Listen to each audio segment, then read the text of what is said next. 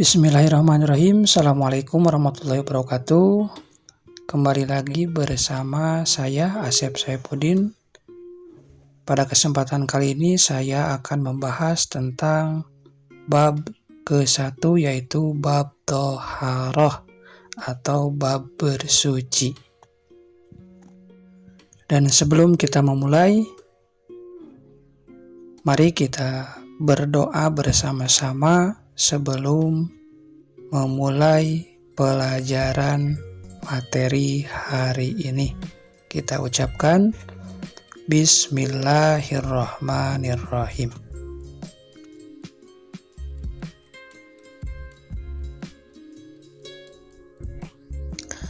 Baik, Bismillahirrahmanirrahim. Saya akan mulai. Yang pertama, saya akan membahas tentang bab Thaharah atau bersih-bersih, bersuci. Pengertian bab Thaharah ada dua bagian. Yang pertama, Thaharah menurut bahasa artinya bersuci, dan menurut istilah artinya membersihkan diri dari pakaian dan tempat dari najis dan hadas. Sebagaimana firman Allah Subhanahu wa taala dalam surat Al-Baqarah ayat 222 yang berbunyi, A'udzubillahi minasyaitonirrajim. Bismillahirrahmanirrahim. Innallaha yuhibbul tawabin wa yuhibbul mutatahhirin. Sesungguhnya Allah menyukai orang-orang yang bertaubat dan menyukai orang-orang yang mensucikan diri. Nah, itu penjelasan di bab Thaharah. Oke, selanjutnya di bab Thaharah kita akan membahas tentang najis. Najis itu kotoran. Yang pertama, pengertian najis yang disebut kotoran yang melekat pada badan dan benda yang wajib disucikan. Nah, itu disebut najis. Yang kedua yaitu adalah macam-macam najis. Yang pertama, najis mukhaffafah atau najis ringan. Yang kedua, najis mutawasithah atau najis sedang. Dan yang ketiga, najis mughaladhah, yaitu najis yang berat.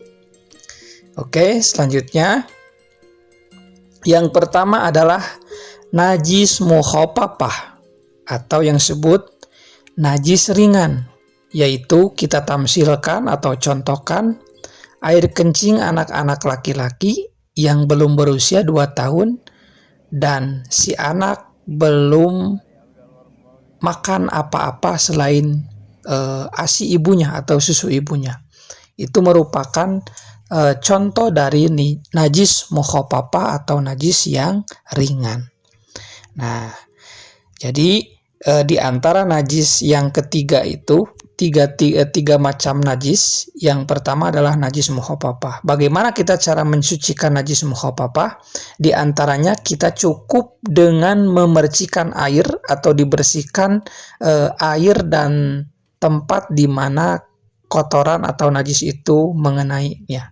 Jadi mukhaffafah itu bisa dibersihkan cukup dengan menggunakan air saja.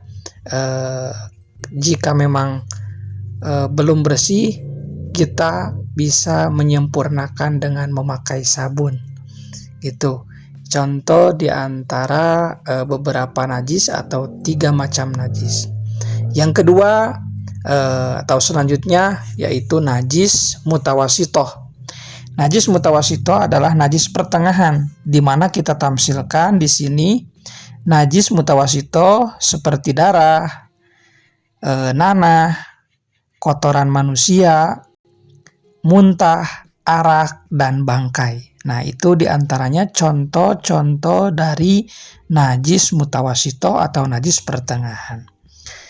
Nah, nanti dari kedua najis ini, yang pertama tadi najis mukhaffafah yang ringan. Nah, sekarang di level kedua atau najis mutawasithah itu adalah najis pertengahan. Jadi dari darah, nanah, kotoran, muntah, arak, dan bangkai. Bagaimana kita cara mensucikan dari najis mutawasithah ini atau najis pertengahan ini? Nah, diantaranya Nanti dari najis mutawasitoh itu kita bisa mensucikan atau harus dicuci sampai bersih hingga hilang warnanya, rasanya, dan baunya. Karena itu saya tamsilkan atau saya contohkan dari darah yang warna merah, berarti harus hilang warnanya, jadi bersih. Dari bau amis jadi tidak bau amis. Yang kedua seperti nanah, kotoran, muntah, termasuk arak dan bangkai, itu pun sama. Kita bisa membersihkan atau mensucikan diri, mensucikan tempatnya yang terkena najis mutawasito atau najis pertengahan itu dengan membersihkan dengan air hingga bersih. Dan selanjutnya yaitu yang ketiga adalah, nah ini, najis mughaladah. Najis mughaladah ini menurut ahli fikih atau dari kitab fikih disebutkan di Safinatun Najah kalau nggak salah. Jadi najis mughaladah itu najis berat yang ditimbulkan dari najis hewan, yaitu anjing dan babi. Bagaimana kita mensucikan dari najis anjing dan babi? Ini terlalu besar dan berat, harus dicuci dengan air sebanyak 7 kali dan salah satunya dengan debu atau tanah yang suci. Jadi dari ketiga macam najis tadi, dari mulai mukhafafah, mutawasito, dan mughaladah, ini najis yang paling berat. Itulah yang dapat saya sampaikan di materi pertama tentang bab toharoh, berbagai macam-macam najis, dari mulai najis mukhafafah, mutawasito, dan mughaladah, dan cara mensucikan dari najis tersebut. Insya Allah materi selanjutnya saya akan membahas tentang hadas dalam ilmu fikih.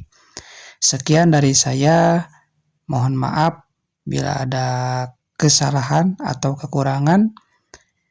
Cukup sekian. Wallahul muwaffiq ila aqwamit thoriq. Wassalamualaikum warahmatullahi wabarakatuh.